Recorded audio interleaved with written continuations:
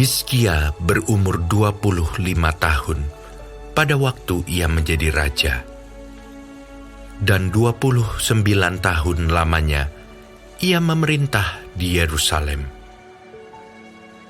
Nama ibunya ialah Abia, anak Zakaria. Ia melakukan apa yang benar di mata Tuhan, tepat seperti yang dilakukan Daud, bapa leluhurnya. Pada tahun pertama pemerintahannya, dalam bulan yang pertama, ia membuka pintu-pintu rumah Tuhan dan memperbaikinya. Ia mendatangkan para imam dan orang-orang Lewi dan mengumpulkan mereka di halaman sebelah timur. Katanya kepada mereka, "Dengarlah, hai orang-orang Lewi. Sekarang kuduskanlah dirimu dan kuduskanlah rumah Tuhan, Allah nenek moyangmu. Keluarkanlah kecemaran dari tempat kudus, karena nenek moyang kita telah berubah setia. Mereka melakukan apa yang jahat di mata Tuhan, Allah kita. Telah meninggalkannya, mereka telah memalingkan muka dari kediaman Tuhan dan membelakanginya. Bahkan mereka menutup pintu-pintu balai rumah Tuhan dan memadamkan segala pelita. Mereka tidak membakar korban ukupan dan tidak mempersembahkan korban bakaran bagi Allah orang Israel di tempat kudus. Sehingga murka Tuhan menimpa Yehuda dan Yerusalem. Ia membuat mereka menjadi kengerian, kedahsyatan, dan sasaran suitan seperti yang kamu lihat dengan matamu sendiri. Karena hal itulah nenek moyang kita tewas oleh pedang, dan anak-anak lelaki, dan anak-anak perempuan kita, beserta istri-istri kita menjadi tawanan. Sekarang, aku bermaksud mengikat perjanjian dengan Tuhan, Allah Israel, supaya murkanya yang menyala-nyala itu undur daripada kita. Anak-anakku, sekarang janganlah kamu lengah, karena kamu telah dipilih Tuhan untuk berdiri di hadapannya, untuk melayani Dia, untuk menyelenggarakan kebaktian, dan membakar korban baginya." Lalu bangunlah orang-orang Lewi itu, yakni dari Bani Kehat, Mahat bin Amasai, dan Yoel bin Azaria. Dari Bani Merari, Kish bin Abdi, dan Azaria bin Yehaleleel. Dari orang Gerson, Yoah bin Zima, dan Eden bin Yoah. Dari Bani Elisafan, Simri dan Yeiel. Dari Bani Asaf, Zakaria dan Matanya. Dari Bani Heman, Yehiel dan Simei. Dan dari Bani Yedutun, Semaya dan Uziel. Mereka mengumpulkan saudara-saudaranya dan menguduskan dirinya. Kemudian mereka datang menurut perintah raja, sesuai dengan firman Tuhan, lalu mentahirkan rumah Tuhan. Sesudah itu, masuklah para imam ke bagian dalam rumah Tuhan untuk mentahirkannya. Semua yang najis yang didapati mereka di dalam bait Tuhan dibawa ke pelataran rumah Tuhan. Orang-orang Lewi menerimanya untuk diangkut keluar ke lembah Kidron. Pekerjaan menguduskan itu dimulai pada tanggal 1 bulan yang pertama. Pada hari ke-8 bulan itu, mereka sampai ke balai rumah Tuhan dan menguduskan seluruh rumah Tuhan dalam 8 hari. Mereka selesai pada hari ke-16 bulan pertama. Lalu masuklah mereka menghadap Raja Hizkia dan berkata, "Kami telah mentahirkan seluruh rumah Tuhan, juga mezbah korban bakaran dengan segala perkakasnya, dan meja roti sajian dengan segala perkakasnya. Dan segala perkakas yang dibuang Raja Ahaz ketika ia berubah setia pada masa pemerintahannya, telah kami sediakan dan kami kuduskan.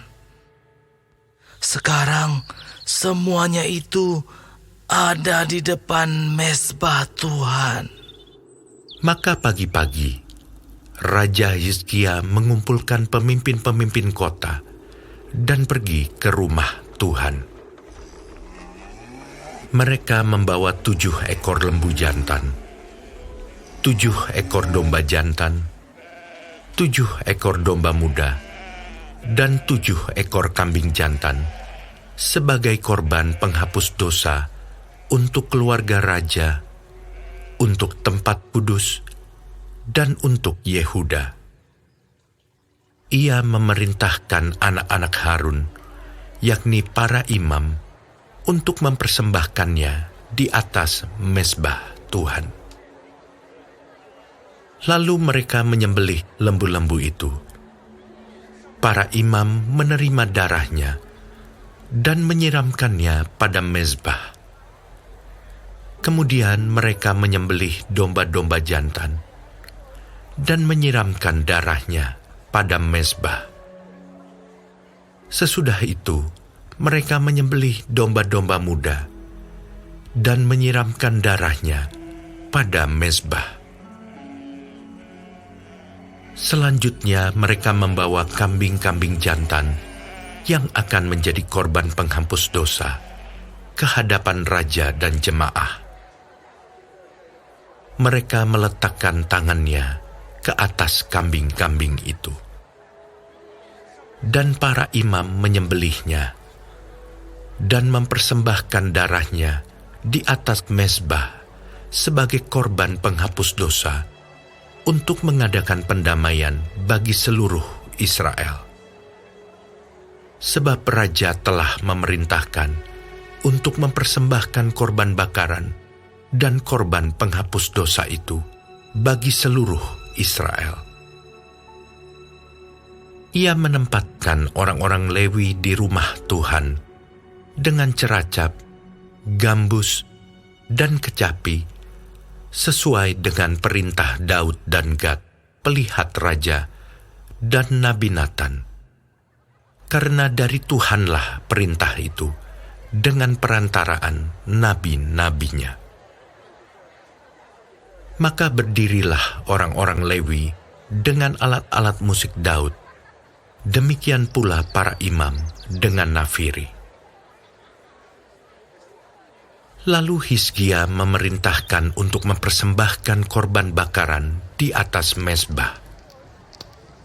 Pada saat persembahan korban bakaran dimulai, mulailah pula dinyanyikan nyanyian bagi Tuhan dan dibunyikan nafiri dengan iringan alat-alat musik Daud, Raja Israel. Seluruh jemaah sujud menyembah, sementara nyanyian dinyanyikan dan nafiri dibunyikan. Semuanya itu berlangsung sampai korban bakaran habis terbakar. Sehabis korban bakaran dipersembahkan, raja dan semua orang yang hadir bersama-sama dia berlutut dan sujud menyembah. Lalu Raja Hizkia dan para pemimpin memerintahkan orang-orang Lewi menyanyikan puji-pujian untuk Tuhan dengan kata-kata Daud dan Asaf, pelihat itu. Maka mereka menyanyikan puji-pujian dengan sukaria lalu berlutut dan sujud menyembah. Kemudian berbicaralah Hizkia. Sekarang kamu telah mentahbiskan dirimu untuk Tuhan.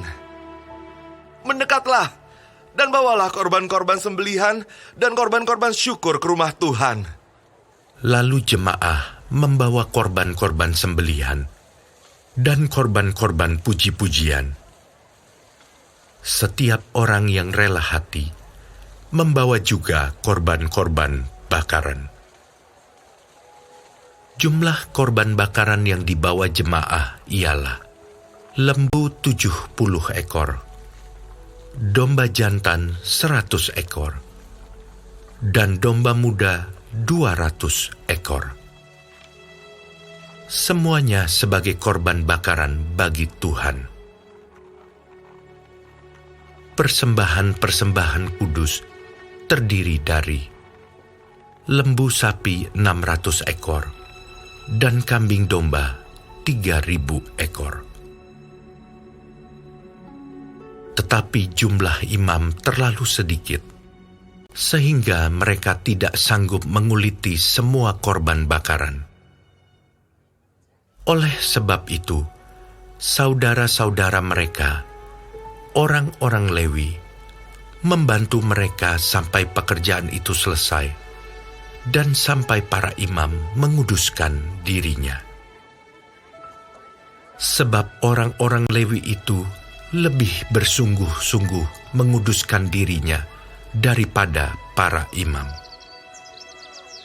Lagi pula korban bakaran itu banyak, dengan segala lemak korban keselamatan dan segala korban curahan pada korban-korban bakaran itu. Demikianlah ibadah di rumah Tuhan ditetapkan kembali.